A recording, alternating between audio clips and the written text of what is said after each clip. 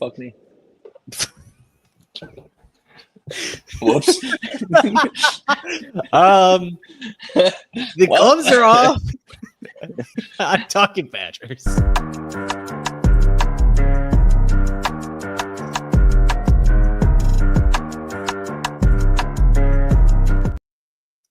Well, welcome to Talkin Badgers, powered by BadgerNotes.com. I am your host, Kedrick Stumbris, joined by our usual suspects, Dylan Graff, Ryan Eilers, Frozen Pizza Cooper, and maybe DeBrickashaw. Oh, okay. I don't know if this would have come across the airwaves because of how I had it set up, but we got the explicit tag ripped off right off the rip there, if I am correct. Hence the laugh. Now I can't hear you, Coop. Now you are muted. So we're doing excellent thus far. We're here to talk about the Wisconsin Badgers football team at some point in time this evening. We thought about it. We thought about doing 60 minutes on women's hockey, golf, maybe the lots, but some of us wanted to change the subject to football. So, gentlemen, how are we doing this evening? Dylan, how are you? No, I'm doing all right. I'm happy to be here. I've had some time to do some soul searching. Just had to be happy to be here amongst friends and talk a little ball. Loved your column published on the site, BadgerNotes.com, the immaculate publishing host of this here podcast. Looking forward to diving into some of your thoughts that you wrote over there. Ryan, how are you doing? Oh, I'm living the dream. I'm happy to be here to talk about Wisconsin football in a positive manner. There's no other way to do it. Otherwise, some people are going to get in trouble. Coop, how are you, my man? How are the founding documents of the United States doing? I just want to point out that before I even came on the show, the National Treasure was on TV on like fucking TNT or something. And I was like, this seems super fitting. I have to leave it on until I go on. For those listening on the audio platform, that's Coop holding up a legal pad that reads Declaration of Independence. You are still muted, Coop. Nobody can hear you. You're too toxic. No, you got equipment issues. So I guess we'll have to continue waiting for Coop to figure this one out here. But before we get too far ahead of our skis, I want to address the football game that happened inside Camp Randall Stadium on one Barry Alvarez Field on Saturday. And I want to do a little segment here that we're going to call the blame game. But the point here is that you have to pin the blame on anyone but the Fickell. Because there are, big picture questions aside about the state of the football program. There are certain things that I think are worth talking about in terms of the play on the field that occurred on Saturday that I do think I think they deserve our time. So I'll start with you, Ryan, because I know Dylan and I talked about this a little bit on Saturday's show. Ryan, when you were watching the game on Saturday, what stuck out the most to you as, a facet of the game, position group decision that was made that deserves the most scrutiny? The position group is probably going to have to be the coaching staff, if we're going to label that a position group, because it seemed like an overall lack of preparedness. It doesn't seem like we're ever ready to go when the ball's kicked off. It always they always say oh, we're a second half team. Well, when you play like you do in the second half, you definitely have to show up in the first half, or the second half isn't going to matter. So I would say the position group I blame the most is position coaches on the staff, just because the inability to be ready to go when games start and falling behind early is just a recipe for disaster. That can work against the Middle Tennessee. I didn't really fall behind against them, but those bottom feeders, which I got to be hesitant on saying those kind of terms these days, but those type of teams, I can work against them. You play anybody with a pulse and you're cooked from the get-go. Under Wisconsin, that has been true.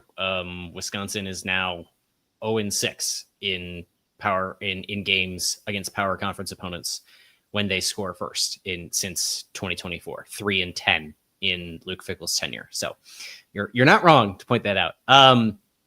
Coop, welcome back. I believe we can hear you. Can you hear me? Yes, we can. Oh, you better believe we can. Bro, I'm about to, fuck Luke Fickell. I'm about to go whip Dr. Dre's ass. What's up with these fucking beats, dog? Straight out of Compton, straight making bullshit, dude. Fuck. It's been a day, fellas. Well, Coop, to lift your spirits, you are here to talk about the Wisconsin Badgers football team, a bastion of positivity and good feelings. We were discussing the game against Maryland on Saturday and hoping for, where you pin the most responsibility for that game. We had a position group, a decision that was made. If it's not just, we're trying to avoid for the time being, we'll get to it, but just anything that isn't just Luke Fickell in general, where can you point out specific things that deserve scrutiny after Saturday?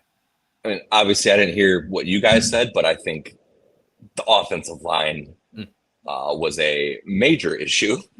They probably could have put us four out there, and I mean, I can do that. Like I can give Danny O'Neal every play if you want. Like exactly, yeah. I can give the quarterback zero chance. I'm super capable of that. I might even get away once or twice. Hey, the old special teams. I'll die slow. But no, that was. I mean, I think that was the biggest glaring issue as far as non-coaching related.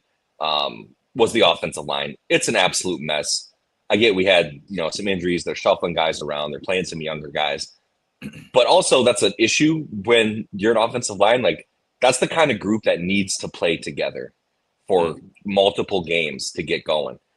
I mean, not to get too far off topic here, but look at the Detroit Lions week 1 till now, and look at their offensive line. Week 1, they couldn't block me week 1. And now they're looking great. Like you need a group like that to work together. So can it improve further down the line? If this is the group that sticks, sure. Do I have hope for that? That's one thing I guess maybe I have hope for. But as of right now, it is a major issue. And I don't know if we have a single lineman, maybe except fucking Joe Brunner, that when we go to pass, I'm not concerned that our quarterback is going to get killed, no matter who is under center. So that's where I'm at.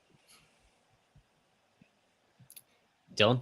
I mean, I'll be honest with you. Like I just for the sake of having something different, I'll pivot from the offensive line. But I want to echo a lot of what Coop has said. I mean, you can't even have a fully functioning offense without the guys up front doing their jobs. And I understand it's maybe not entirely fair to put it all on them because ultimately these are the people who are available to fill these roles right now. And obviously injuries are things that you can't fully plan for, and it's harder to accumulate depth than it ever has been. And so there's been a number of things that have led to this point. But I think a lot of that has led Jeff Grimes to having to get real cute to get 3-4 yards because he's not real confident in their ability to just execute the average, to get the necessary yardage. And so I think that in some of the cases where people have gotten on him a little bit, maybe rightfully so, and getting a little bit too cute. So I think it just comes down to his lack of confidence in their ability to execute and get 3 and 4 yards on first down sometimes. But I will assign some blame here to, I guess maybe I have to pair them both. And, Mike Tressel ultimately is someone I want to assign a certain level of blame to. And, I guess as a byproduct, Paul Haynes, I mean, this cornerback room, I understand that, yes, you had an Xavier Lucas, that whole situation happened. That was someone you were planning on. You kind of pivot, make sure you're trying to get Nizier back. There are things that have happened. He's not on the football field. I get that. But what you do have is a group of guys that you have known, for a while now was going to be who you had. And I think they continue to put them in situations that they're not best suited to succeed in right now. I mean, I think that week after week, they have continued to be exposed. They've given up a ton of explosive. It's not just one person, and to continue to kind of put some of these guys who I don't know that they have the tools to do it, in these man situations as often as they are, I think is kind of frustrating. And I understand that perhaps they're trying to make up for that by getting after the quarterback, trying to force some things, generate that pressure. But week after week, it hasn't mattered the opponent. The outcome has kind of stayed the same. And so for all the gains that they've had on, in the front seven, in terms of stopping the run, at what point do we have to start looking at, some of those run defensive numbers and wonder how much of that is teams just not being concerned with their ability to move the sticks through the air. And so I guess for me, I'm going to assign some blame there. Obviously far from the worst unit, or even side of the ball right now for Wisconsin. But I think a lot of that for me stems from, I just continue to, and I haven't had faith in Mike Tressel. I think that he is probably a below average defensive coordinator in the Big Ten. And, even for the gains they've made, they're still 74th maybe in, EPA per play. Or no, I'm sorry, that's the offense. The defense might have been in the mid 30s. But even still, like, that's not going to be nearly good enough if you want to be a team that is capable of winning 7+ games. And I don't, he's a defensive coordinator without an identity, the same way that this program is without one, because every year his philosophy has changed. And so it's where my good faith with him is run dry, and not because I expected something drastically different, but when we keep losing in some of the same ways, I guess I got to point the fingers at someone who's been here for a while. I noticed nobody pointed fingers at the quarterbacks who haven't produced a ton over the last couple of weeks. Nobody pointing fingers at the running backs for a Wisconsin rushing offense, which is on pace for last year being historically bad. As we said it, this is in another tier altogether. How much they have failed to rush the ball. Does anybody want to explain or get into why they do or do not assign significant blame to either of those position groups? Yeah, 100%. To me, sorry, Ryan. Yes, cascading failures. You got to start, you can't run or throw if you're running for your life. You can't, if there's no holes and you can't have time to throw. Everything, starts and ends in the trenches. That's how I live my life, dude. Ain't no holes, you can't fill them. So I fill them. Okay, Shia LaBeouf. Hey, at least. Hey, but no, man. What are you supposed to do when people can't block? What's the quarterback running back? What are you supposed to do? And around. It's not all their fault. Not like they're probably missing. Not like I sit here and watch the all 22 of every play. I'm sure the running backs are missing plays every now and then. That's the nature of football. But like I said, when you can't block people, those guys have no chance. And when you can't move the ball and you're forced to throw with an offensive line that can't really block, you have even less of a chance. Honestly, I feel for the entire backfield, but a Dylan Jones and a Darian Dupree are, a couple of guys you look at as potential cornerstones of the offense if everything was to break right. And again, I'm not, like Coop said, there are probably plenty of missed opportunities that they'd love to have back and watching some of the film as well. But it just feels like in some ways, despite maybe the opportunities, that some of their growth can be stunted in a game where they're just not having the opportunities that I think this offense is kind of predicated on. And we're just seeing the importance of the run. And Jeff Grimes talked about it since he showed up, that if you have to be able, if you can run the football, it opens everything up. And this team very clearly cannot run the football. And I don't think it's for lack of individual talent. I kind of said before the season, I think that we're a year early on this room being like true impact guys, but I thought that they would be able to do a lot more. And I haven't really looked at them as being kind of the reason that the running game hasn't taken off. Regardless, Wisconsin on pace right now has logged 3.1 yards per carry. Yeah, it's not great. That would be the worst mark for a Wisconsin football team since 1991. We're spoiled, aren't we? What the fuck, dude? I was still swimming in my dad's ball sack at that point. I wasn't even swimming, dog. Nobody's really come close to that since. In 1995, they rushed for 3.4 yards per carry, but you have to go 4 seasons further back than that to get to how dismal this Wisconsin Badgers rushing attack has been. so far this season. It's not been great. They're better than what they had last year, which was they gave up more yards per rush on the ground than they earned, which was the first time that they'd done that in a decade. And fortunately, wow, the defensive line has stood up. I think this is something of a good to great rush defense. But it doesn't matter if you can't stop offenses from going over the top on you. So that's where they are at. Anybody have lingering thoughts on the game against Maryland? I see I put up a poll on our good fellows in the chat, which if you are here and have not yet hit like on the stream, we'd appreciate it if you did so. But we said, what was Wisconsin's worst position group Saturday? Offensive line, secondary, running backs, or quarterback? And every vote is for the offensive line. Best athletes on the field. It's just hard to argue. Yep.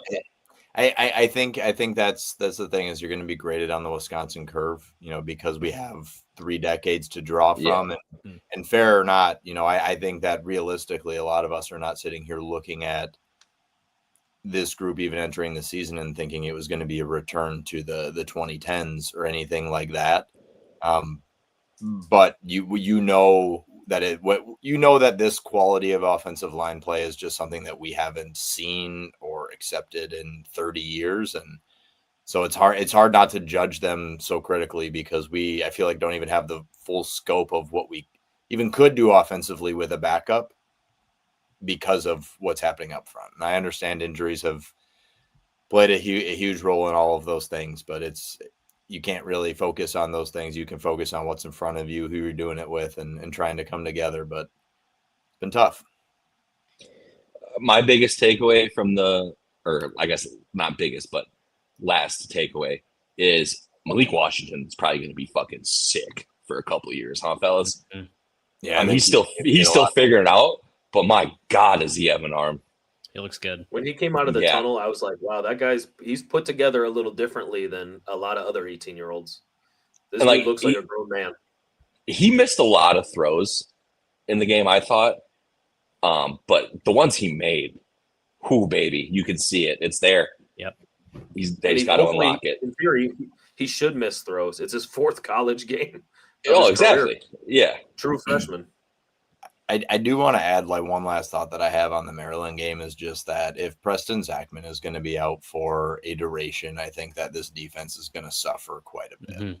I really do. And that's no shade at Matt Young or anyone else. I mean, he was playing Division III a year ago, and I think that he showed, largely that he's playing at a level that he can play at. It's just, there was a huge miscue between he and Jameer Latimer, on a play that ended up being a huge one. And I just think Preston Zachman, for a team that makes a lot of mistakes, beats themselves, having someone who is as steady as him, not in the lineup, who's been there for as long as he has and can be kind of that culture piece as well. I think that his absence is probably a bigger deal than maybe is given credit for. Yep. Yeah, I think that was kind of my takeaway too, is we're missing the eraser. Like last year, Wooler was the eraser on defense, and for better or worse, Pauling was the eraser on offense. When Locke got in trouble, he just found Pauling, and even if he got 3 or 4 yards, he could just hot it and find him. And it's like we don't have an eraser on offense or defense right now that gets us out of those plays. We just don't have it. I was edging. I thought you were something. Yeah, I think it's worth remembering that the backups behind Preston Zachman, who was in a scooter, in a boot on Saturday, backups behind him were playing Division III and FCS ball a season ago. And I think that is a continued reflection on how much Wisconsin has struggled to cultivate depth in the last few seasons, which I think brings us to the topic at hand that for some reason, over the course of the last few weeks, everybody's wanted to talk about the quarterback of the Wisconsin Badgers football team. I know that's odd, not been a topic of conversation in recent years. And now everybody wants to talk about the head coach of the Wisconsin Badgers football team. Again, very, very strange territory. But all sarcasm intended, guys. Lighten up a little bit with me, please. I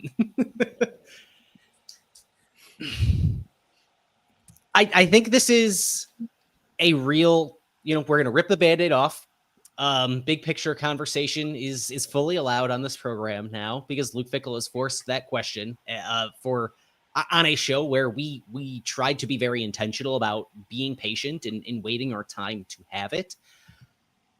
Despite basically despite the first 3 games of the season reflecting the record at which we thought Wisconsin would have, none of those wins or losses looked as promising as I think any of us thought they would, despite our previously relatively down expectations for this team. And Saturday against Maryland just felt like an inflection point. So Ryan, I will start with you.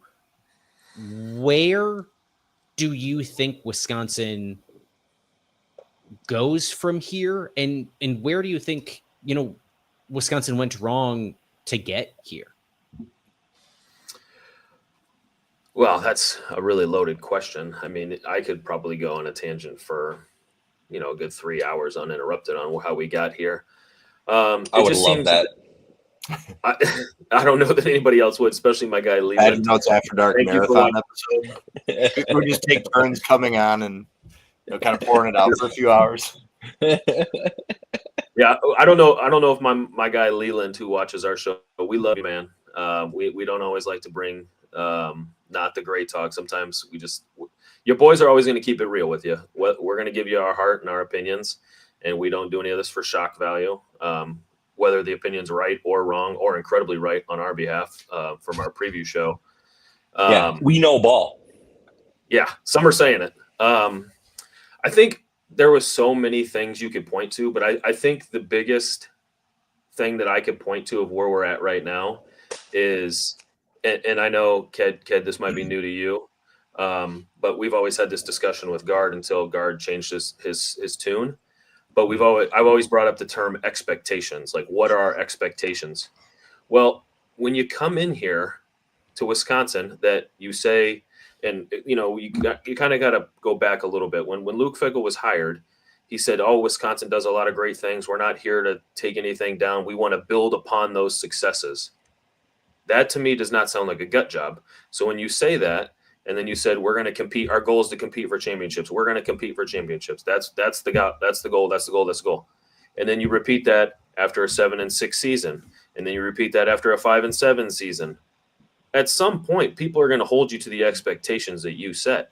Now, if you came in and said, hey, being at Ohio State as a D coordinator for so long, I've seen national championship teams. I know how to get there. We got to get back to doing X, Y, Z and explaining it. I think fans would have a much different reaction, because if I knew, hey, this guy's been through the trials and the tribulations, he knows what he's talking about, like, it might have to get ugly before it gets good. That's one thing. But when you oversell and underdeliver, you set yourself up for massive, massive turmoil. Because if you didn't come here change, and I'm not going to go on the whole tangent about what you're changing, mottos, videos, social media, and all that stuff, but like you're changing signs that say like the path, the tunnel that comes out on the field, it used to say like bowl games and Big Ten West, and obviously you have to update that. But then they're like putting national championships on there and CFP playoffs, and we should have those goals. Like every Big Ten program, SEC program, and then those Miami's, Clemson's, whatever, they should have those expectations, because we're all in that kind of group of competing for those, both financially and structure wise within the new landscape of college sports. But when you come out and you say those things and say those things and say those things, you can't be mad when you're then in turn held to that standard of what you're saying.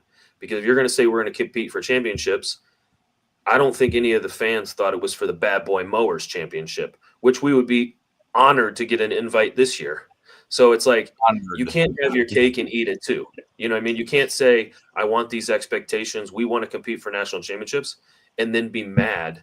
Or I'm not even saying they're mad. I'm not going to speak for them, but you can't say you want to compete for championships, and then when fans are upset because you're getting your dick kicked into Maryland 27-3 with under a minute to go, that people are upset. Like, you can't have it both ways. If you want us to be passionate and buy in, that knife cuts both ways.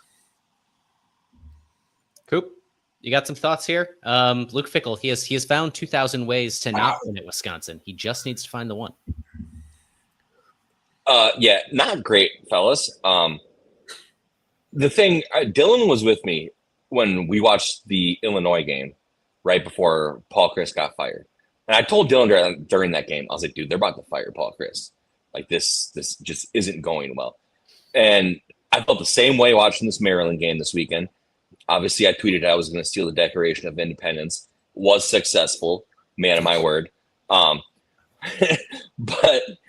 like, I think I feel worse about this program now than I did when we were watching that Illinois game, Dylan. And the guy's a piece of fucking shit. And if he got ran over by a bus, it'd make my life a lot worse. But Tom Oates should be doing a victory lap around the city of Madison like we've never fucking seen.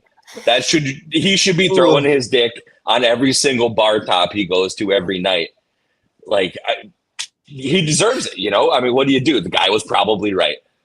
But some of the things I saw out of Luke Fickell, one, and Ryan, you brought this up immediately, I think, either on you just tweeted it or in our DMs.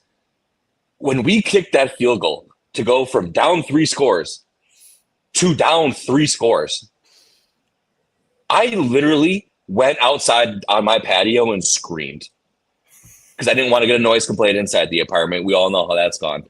But I went out and I fucking screamed. Are you kidding me? You want to preach toughness, team, we got to stick together. You know, we can get through this. Guys got to step up. And then you bitch out like that because you don't want to be shut out. That's a fucking coward move. And you know what? Say what you will about Paul Chryst, but I never thought that about Paul Chryst, as stoic or whatever as he was, the shitty recruiting that he did. He didn't strike me as a bitch. Luke Fickell that's bitch move. And Paul Chryst has probably done it before, so I sound hypocritical, but still, I'm in the moment. And it just felt like a cop-out to not get shut out. Like, what the fuck are you doing? Are you trying to win games? Like, at that point, like, we don't get to tank for a number 1 pick. Yeah. Like, you need to try to win games. Who gives a fuck? And then if we punt from inside the 45 ever again, I might go burn his house down myself. Bleep that. But allegedly. Respectfully.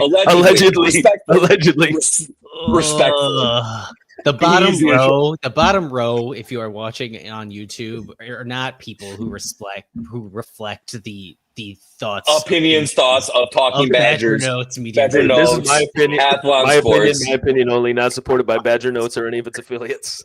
No, but I mean, hey, you can't put a saddle on a Mustang, brother. We can pin your takes on Athlon Sports. That's fine with me. That's But Coop is talking metaphorically.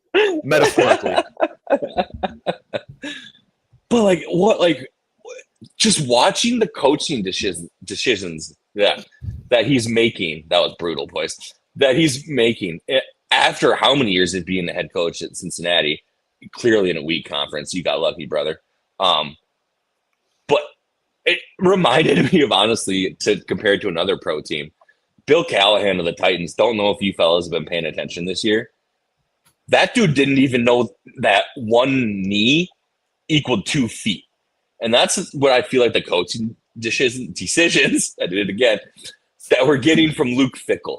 Like I said, to go, it is kind of the Bud Lattes and a little something. Great choice. And I talk fast.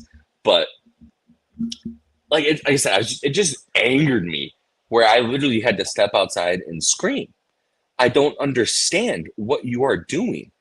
And then everyone wants to praise, well, he needs to get his guys. I've been hearing the last 3 years how great our fucking recruiting classes are and how they're the best, the most blue chips we've ever got. And Dylan and Ryan know my thoughts on recruiting. Don't care. Let me see him play football. How many 0 stars have gone to the NFL? How many 5 stars have flamed out? It's imperfect science, just like the NFL draft. Like, I really don't care until you get on the field. And I've been here every year since Luke Fickell's been here. Everyone on Twitter, oh, this recruiting class, this is the best the Badgers have ever had. But really? Where is it? Because I don't see anything. And this is also a guy. What? Can I ask you a question? Yes. Speaking of those recruiting classes, how many guys, since you're saying with Fickell gets his guys in, how many guys has he brought in since he's been here, number-wise? Just take a guess. 3 classes, 3 portal classes. 120. If you guessed 112 new faces have come through that door within the last 3 years, you'd be correct. They brought in 112 new players. Not a bad guess. Some obviously left, but 112 new people. So I'm tired of it gets his own guys. Yeah, like you got to wait till the 4th cycle. This isn't college football 18 years ago, dude. Malik Washington's a true freshman from Maryland. Yeah, but I hate when people say that. You need to give him 4 years to get his guys. Nowadays you don't. Look at how many universities are out here. I mean, Indiana, when Signetti went. Last year, people want to talk shit the whole year. They made the playoff, whatever, but they were a decent team. Look at him this year. And how many guys does he win against number 9 in the country? 9. And like how many guys did he get from that's just evaluating talent and being able to coach talent. And I think that's something that we are lacking very seriously right now. And it's the head coach's fault. That's part of being the head coach. It's your fault. And something needs to change.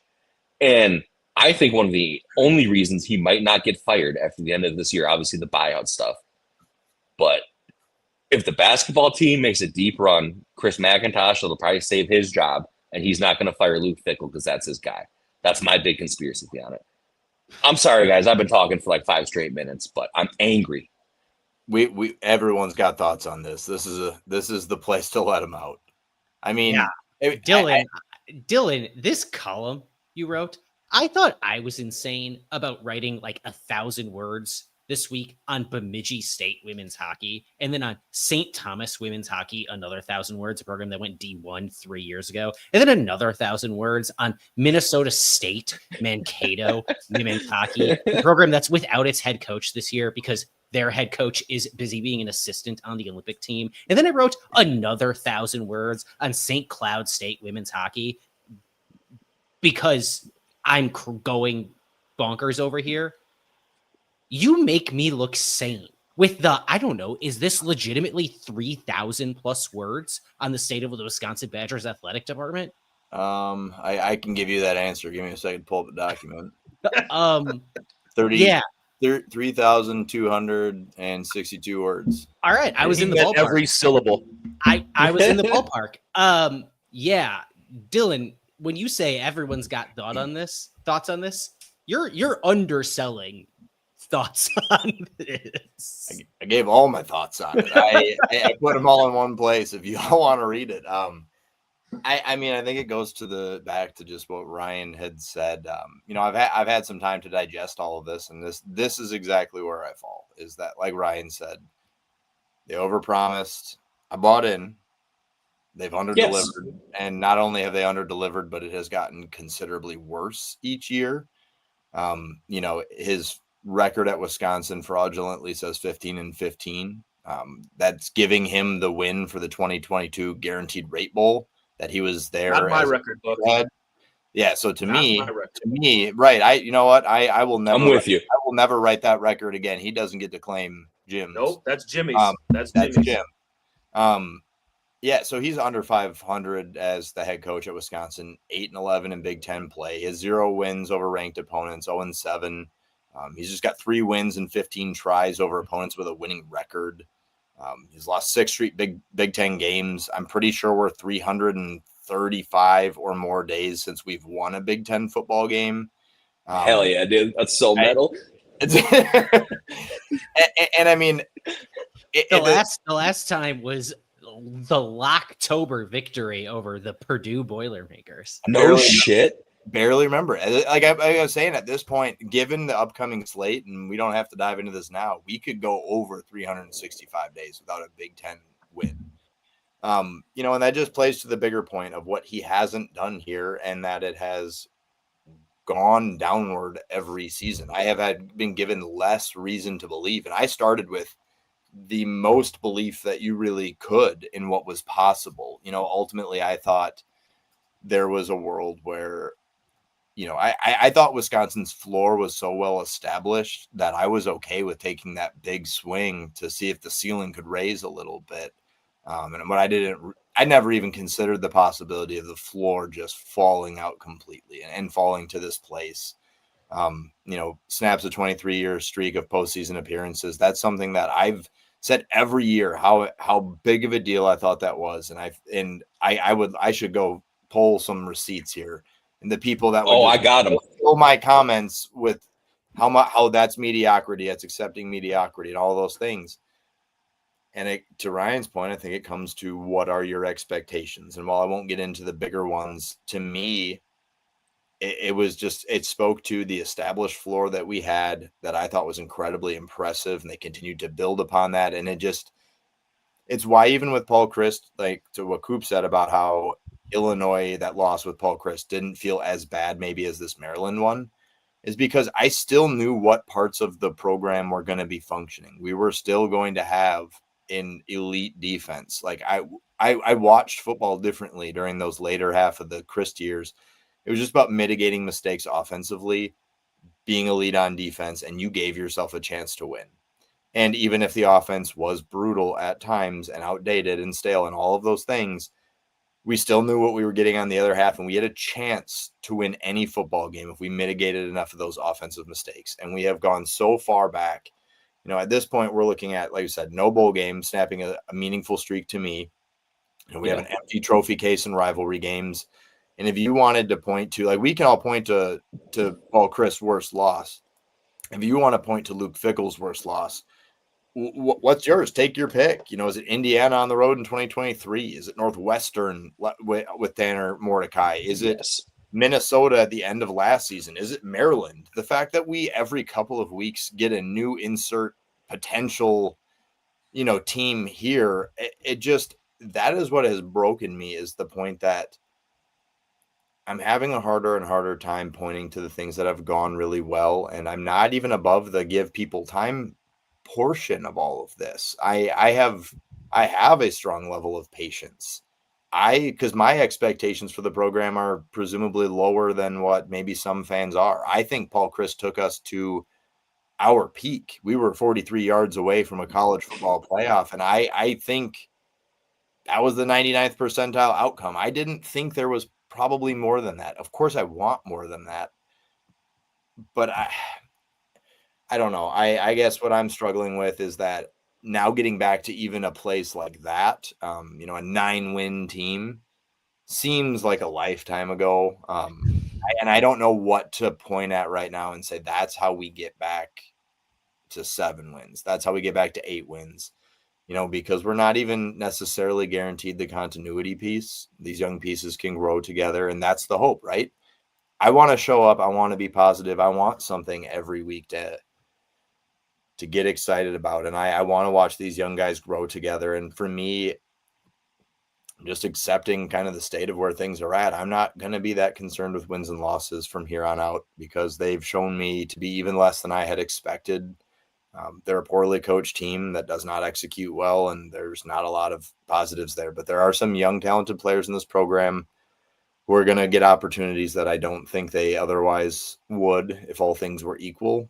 And I'm going to be okay with watching their mistakes in hopes that that is our brighter tomorrow. I was excited to see a Mason Posa get, he was very intentionally put in there on some third downs. We have some young backs. There are young guys in this roster that I just, for me, the wins are going to come in terms of how they grow together throughout the course of the year. They're going to face a ton of adversity, and maybe the way they grow together during this adversity is how they move forward in the future if they band together. And that's what I'm going to hang my hat on right now. But I think at this point, Luke Fickell is going to be here until the end of 2025 for sure. In my opinion. And at that point, I do think anything might be on the table, because there's so many different financial considerations beyond his buyout to consider in all of this. And I don't need to dive into those things.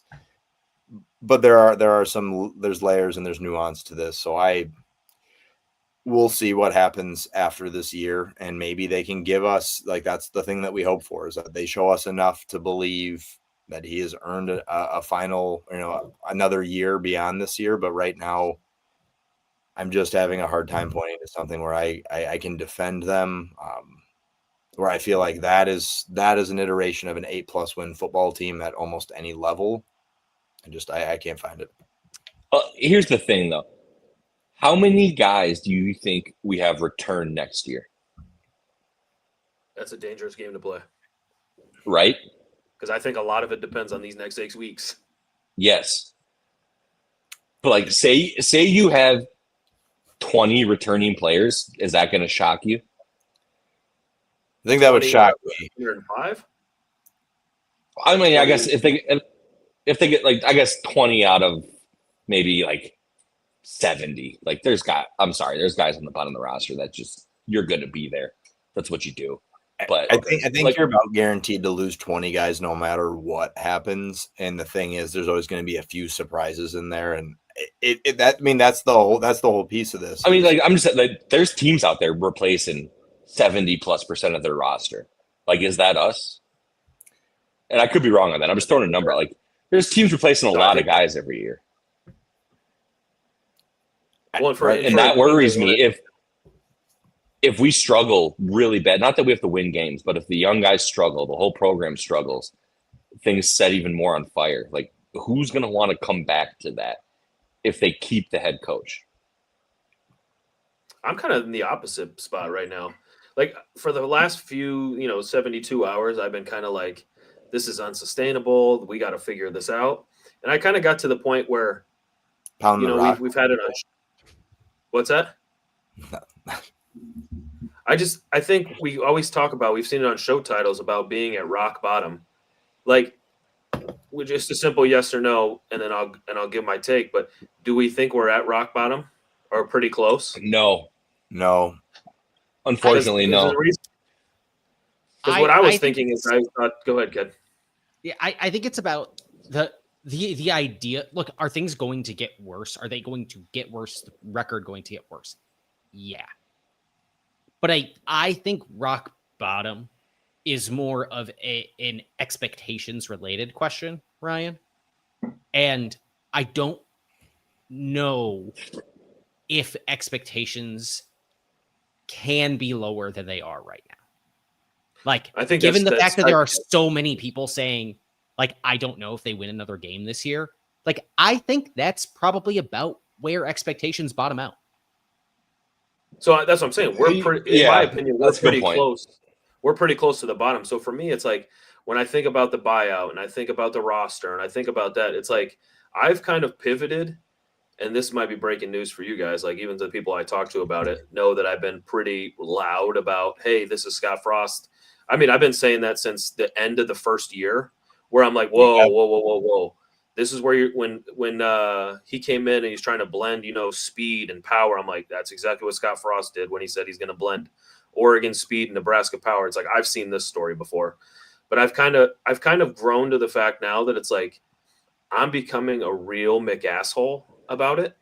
And it's like, I kind of want him to stay for a while. Like, if we're kind of at the bottom and fans are going to be apathetic, like, maybe it's the parent in me. I don't know. Maybe the asshole parent in me, where it's kind of like, hey, you broke something, or you shit on the. Well, I guess your kid doesn't shit on the floor. Like, your dog shits on the floor. Like, hey, you got to rub your nose in it. And it's like, if you're going to go 2-10, no.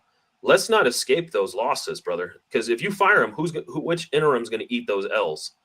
At some point, hey, this is your team. You could stay here for the whole time. You go 2-10, that's on you, big fella. And then next year, if you're another transfer portal quarterback and we're doing all that, like, if you're kind of near the bottom, you might as well just ride it out at this point, because it's not like you can make a quick fix and save the season, or make a quick fix and save a recruiting class. I'm kind of in the position where it's like, I'll give you through 2026 now. I'm not going to have any expectations for you. You're kind of like the whole, like, hey, don't embarrass us, but you kind of do every week anyway. So it's kind of like, do what you got to do. I'm just going to watch. I'm going to hope I'm going to be entertained, but I'm here to watch it all burn. And that's kind of where I've gotten to, where it's kind of like, you go 2-10, I'm going to laugh so I don't cry. I think in a lot of ways that's how I'm feeling, is that this isn't the Paul Chris situation where you had somebody worth evaluating in that role waiting in the wings, where at least it was a lot easier to justify. That person doesn't exist on this staff. If it's not Luke Fickell, it's not anybody that's currently in house. And that's not a shot at like any of the assistants. There are some quality assistants on the staff, to be sure. none of them are the future head coach of the Wisconsin Badgers. So there's no benefit in firing Luke Fickell right now, but the heart, some people will say like what will be done eventually should be done immediately. And I don't disagree with that, but there's no other path right now. And the program could fall apart in so many other ways that I think you have to ride it out with Luke this year. Like you said, without expectation. The offseason gives you that opportunity to reevaluate and see what your money situation is and what you really want to do. Otherwise, go into 2026 and your expectations can't be that high. Like we're nothing about this staff has shown us that they're ready to make some big leap. Like they're not about to springboard into, no matter the schedule, being an 8-9 win team that challenges for a playoff spot. That to me, that hope is completely out the window for that potential outcome, but there is really no upside in doing it now. So to me, it feels like we're just stuck. Well, and two, like if you had a rational brain coming into this year, your expectations shouldn't have been that high. I'm sorry. We get shit on this. Here's a comment. Our podcast is not for level-headed people. Robbie Sorensen, I fuck with you, dog, but that's some bitch ass shit. Our podcast ain't for level-headed people. Come on. We've been saying this for 2 years straight. Guess who's right? Tell your 53 viewers about it, dog.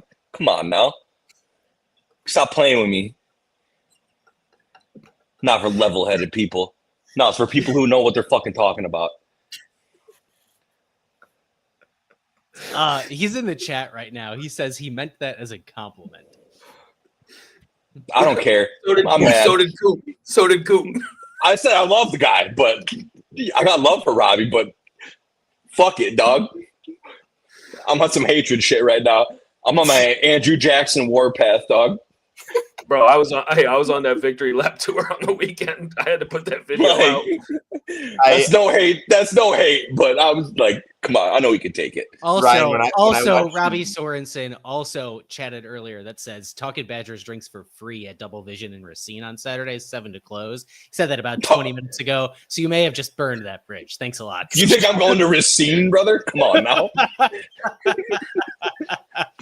Fuck out of here. Robbie's always going to have a special place in my heart, man. He will too. I got plenty of love for the guy. I was covering a Wisconsin-Oregon game, and I was at a bar to meet Ryan Herrings, who was predictably late. And so I was sucking down a couple of beers. And, it's a spicy take. They didn't have my banquets. They didn't have Budweiser. And so I wanted some High Lifes. And I grabbed, obviously, anyone who's drank with me knows that my move is I'm always going to have 2 beers right out the gate. And Robbie approached. I didn't know Robbie yet. Glad I got to know him. He's like, one of those beers for Coop. And I was like, excuse me? Like, who is that? I mean, yeah. We sat there and we talked ball for hours. And then I drank and went and covered a basketball game. But hey, shout out Robbie. Got some love for you. Yeah, shout out Robbie.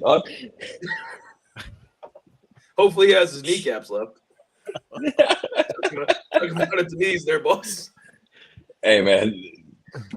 Hey, when you mess with the Prince of Darkness and his boys, that's what I'm saying. I got to stand up for the squad, dog. Like, it is what it is. Ryan, the video that you posted, I was playing it out in my living room, and my wife was like, what on earth are you listening to that has that music playing? I'm like, it's like, honey, for 35 cents a day. For those who are unfamiliar with this content, you can follow Ryan B. Eilers on the website formerly known as Twitter. We can't play this on here, otherwise we're gonna get copyrighted and not make money. Sarah McLaughlin's gonna make a load off this show. Yeah, dog.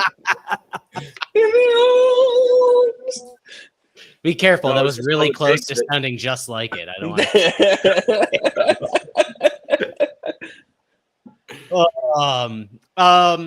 I think we're in minute 49, so I think I'll flesh out my take in full more on this in an episode later in the week. But I think the first thing I want to point to, and maybe just leave it at this before we move forward, unless y'all have anything more to say about this fact. I went digging for this just before we started the show. Paul Chryst in his final 14 regular season games as a head coach of the Wisconsin Badgers. Does anybody want to guess how many games Wisconsin won in Paul Christ's final 14 of his tenure? No, because it's going to make me really sad. 6? Ryan? In the final of his tenure? Final How many 14, games? Finals 14? Final 14 9? games of his tenure. 9. No, I'm Yes. going to cheat. 9. 9. Anybody want to 9 guess and how 5, many? shit. Or hold on, my Anybody- math's bad. 9 and 5, Anybody right? want to guess how many games Luke Fickell has lost of his last 14? Fuck, I'm going to go with 14. Niner, brother. 11? Coop understands the game. It is 9. Paul Chris That's won. big brain shit, dog. That's why you come to this podcast. Big brain shit. Paul Chris won 9 of his last 14 games. Luke Fickell has lost 9 of his last 14 games.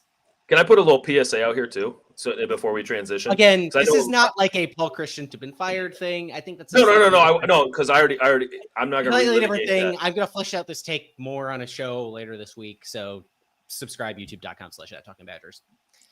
No, Go ahead, Ryan. I agree. I'm not going to relitigate it. All I'm because everybody knows how. At this point, everybody knows how I feel.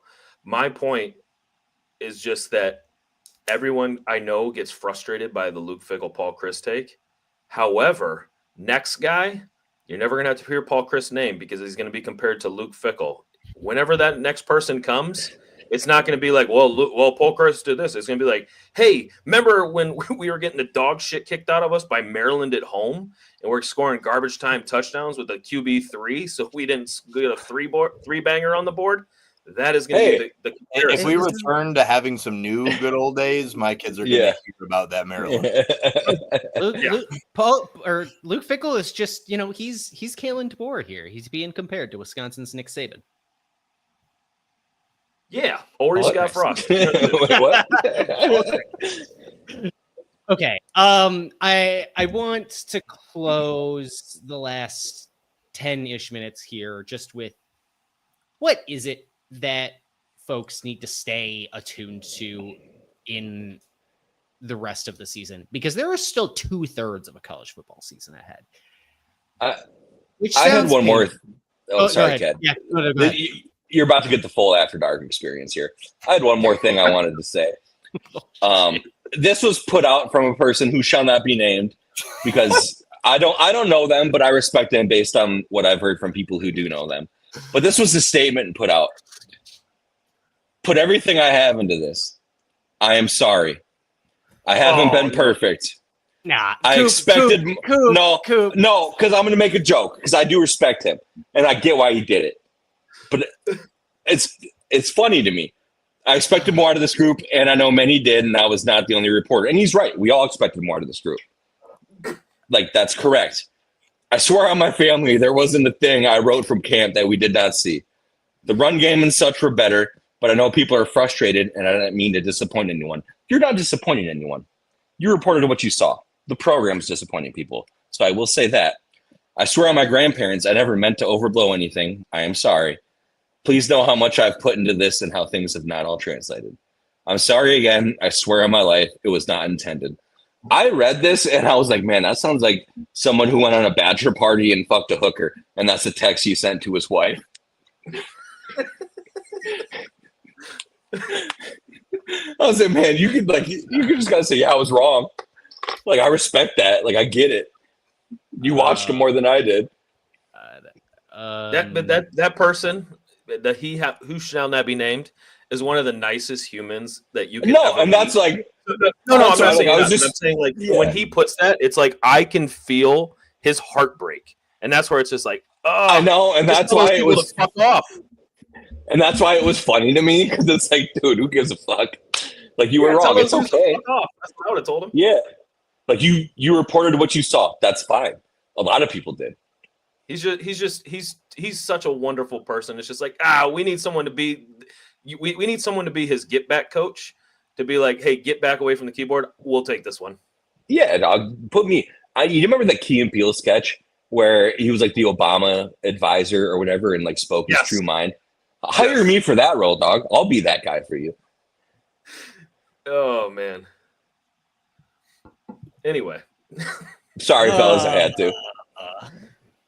Okay. Told you, Ken, you're about to get the real After Dark experience, dude. I would have taken that to mean literally anything else, my man.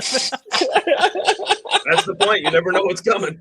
Exactly. Before Okay. the bye week, so we got to get you on a look-like segment again. So just start thinking about that. Dylan, I started at work today because we were slow as shit. So don't worry about it. Loud and clear. We'll make that a solo episode. Okay. All right. You're looking for some Go ahead, positivity. He went searching for some positivity somewhere else in the house. Make- Oh, okay. He came back with 2 bottles of it. There's Now this negativity, dog. Let me tell you that. there is 2/3 of a college football season still to be had. And I want to give, despite the fact that as much as I would love for everyone to just check out and for us to just talk college basketball on this channel for the next however many months, I know they're not going to do that. So I'm going to tell you why you should watch this program and the Wisconsin Badgers football team over the next 8 months. There's a lot that needs to be assessed over the next 8 weeks. And whether Luke Fickell is fired at the end of the season, which I personally don't think he is going to be, like purely speculative. I know nothing. These are all really, really, really valuable data points because frankly, we just don't have a lot of data points in games of the Luke Fickell tenure. For as bad as these data points have been thus far through 30 games, that's just not a lot of data. That's a small sample size in what is already a small sample size sport. I personally think you watch the remaining 8 games to find out what is here, to see who gets better, to see if he can keep a locker room together through difficult circumstances, which is something that plenty of people have criticized his ability to do going back to last season. Do things get better? And frankly, like, there is not a 0% possibility that they find a way to beat Iowa, you find a way to beat Minnesota at the end of the regular season, or even before, you find a way to beat Iowa, you find a way to beat Washington, and then you got to win 2 of your final 3 games to get to a bowl. And like, is that a top, like, is that the best case scenario for this team at this point? I don't know, maybe. But like, it's not beyond the realm of reasonable possibility. I think this team is still worth watching, if only to inform, like, if only to confirm your priors and feel good about it, or to have those priors challenged. And if those priors get challenged, you probably feel a lot better about this football team. And I think either way, that's a positive outcome for, you know, for number one, right? You, me, whomever. Anybody have a different take on what it is they want to see or how they are evaluating the latter 2/3 of this college football season? I think for myself, I look at, you know, obviously I'm looking to see that growth, but I want to see that slowly week after week, you know, and especially out of the bye week, I want to see different personnel packages. And I'm not necessarily saying like don't play the best man, but like start easing players that you are hoping to be a part of the future into the game plan week after week. Maybe just a few more snaps here, a few more snaps there. See what they can do with it. Let them earn the opportunity for more. You know, I think that like the recruiting classes are one of the few things that you can try to point to as a sign of positivity right now, that there are some guys that, you know, have traits that you hope will translate. And sometimes you don't know about a guy until they get their opportunity. And I obviously believe that they have to earn those opportunities in practice. Not always how it works. Tanking is not something that there's any benefit to in college football. This coach is quite literally coaching for their jobs at this point. But what I would like to see is for the appropriate, the players that they're viewing as potential future cornerstones, rather than waiting until, you know, the bowl game that is unlikely to happen, for them to use that opportunity to kind of get guys reps that they would hope vault into the next season. I want to start seeing that little by little, you know, like we saw with Mason Posa. He got some snaps this past week. Anyone else that you are viewing as a potential contributor for the future that you think that you have a strong inkling, you know, might be here beyond 2025, want to see them earn enough opportunity that they can try to grow from that. And I just hope we see enough flashes that we feel like we have a better idea going into the off season of what those needs are, and pray that they have the financials to address them. Again, for me, I'm going to be measuring a lot of this just out of the talented pieces that we're excited about. How do they grow? Do they get some opportunities and get them more than just like one game worth of 12 snaps of experience? Rotate at this point. I mean, if something isn't working, what is the harm in a certain level of drop off? I guess if you think somebody might have a future with you, I don't know. I want to be more positive than that, but I truly am going to be watching through a lens of just like, what are the small victories? Yeah, the rest of this season isn't about wins and losses. Like, everyone has to accept that. And I know I talked about how many guys are going to leave in the transfer portal, and we touched on it earlier, how many young guys can we get more reps to that can help build the program and then try to keep them in the offseason? That's going to be the key. So, and that's what I'm going to be looking for. Like, how many guys are going to step up, young guys step up, make plays, and even too, the whole team, how many guys are still going to care? Like, we're all frustrated. I went on a fucking 10-minute rant or whatever it was. Like, we're all sick of it. Like, how many guys are still going to care? And that's what we really need to see, because then that's going to tell me even more about the head coach. Yeah, I think a lot of that's going to be what's on the front of their jersey versus what's on the back of their jersey, and whether they have any kind of integrity or pride at this point. There's a couple things I'm looking for. Definitely the one big one is off the field, but I think the one on field product that I'm going to look at is I'd like to see a little bit of a youth movement, if for no other reason to force some hands. We're still in this college football era where if some people want to leave in the transfer portal, they'll be very particular about going into the game on their fourth game. So if we have any of those guys that, are worried about, hey, I might not be here, I want a red shirt, then let's weed those out, because those aren't value adds for the fourth phase of the culture. So if they're just me guys, let's weed that out so we can fix that.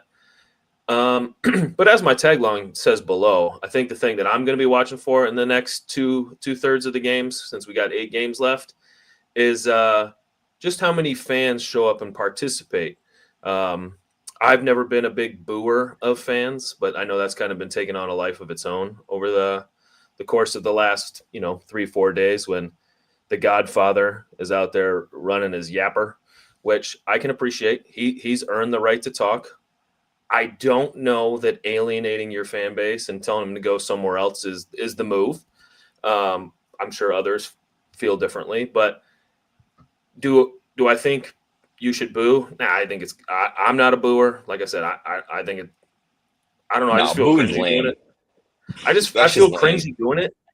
But at the end of the day, if people are going to boo, like, I also don't really care. I'm a big fan of shit talk. Like, I will shit talk people that I care about a lot, just because, like, I like the banter. I like the back and forth. So it's like, for me, the Fickell chance, a little aggressive. I probably wouldn't have done it down 7-0 in the first quarter, but they didn't get that from somewhere. They didn't just show up that day and said, you know what? If they score first, let's get it ripping. Like, there's a reason for that. And if we're going to ignore the reason, that's a big problem. So I think that part of it is when Barry's coming out 6 months ago and saying, they got to, because I think that's the contradiction that I'm stuck with. Because 6 months ago, he was saying they need to understand you got to have pride and respect and integrity and get this program back to where it belongs. And then you're lecturing people on booing and saying, if you want to boo, get your ass out of here. We don't need you. Go somewhere else. Brother, I don't know how many people have seen the picture that Vince Beagle posted on X after about 9 minutes left in the fourth quarter. It looked like the spring game. So what I'm going to be watching for the last 8 games is how many people heard that on ESPN Madison airwaves, how many people take that to heart, and how many people are just like, if this team's 2-10 and 3-9 or whatever, I'm not going to watch that shit show. I don't need to give money to them. I think it was a little aggressive to say that, and that's kind of what led to my tagline and what I'll be watching for the rest of the year. And shout out Barry. Obviously, he's the reason for all the success we've had as a football program, and not even football, like other sports too. Like without the success of the football program, like basketball doesn't become what it does. You know, you can say what you will about hockey. I know Ked's probably got more to say about that than I do. Yeah, which is But the opposite. We're a hockey is school. You want to make that argument. You want to go there. Like, we'll fight. We'll have like, it out. a lot of our athletics are due to Barry Alvarez. But also, like, just go fuck some more cheerleaders and shut the fuck up, dude. Just go away. We don't need you. Like, I mean, he built himself his own statue. I think it kind of tells me what we're about. Like, just go, dude. Just go hang out with your grandkids. Besides one who couldn't play football but made the team. Go do that. Jake Ferguson, right? That's what we're talking about. Yeah. Dude, shut up. That's my dog, dude. Go Cowboys. Yeah, really excited to have the head coach of the Dallas Cowboys be the next head coach of the Wisconsin Badgers. I swear to God, dude. I'll buy the biggest toaster I can and fill a bath all the way up. Coop, I've got a question for you. That's not very National Suicide Prevention Month of you, Coop. It is not. Oh, is it? It's not. Oh, fuck me. Coop, who has brought you? Yo, my bad. Like, my bad. Left hand up. Should have done that. Place in the last, we'll just say 3 years for the sake of Luke Fickell. Jerry Jones, Wisconsin Badgers, or the Dallas Cowboys. Jerry Jones. Jerry Jones gives me these dark, deep thoughts, Dylan. He's why I drink. And daddy issues, but that's a whole nother story. All right, last thing. Word of the day. Fugazi. It's a slang term for false, bogus, and inauthentic. Nate Butler. Yeah, sounds like this program's Fugazi. Casually for a long time.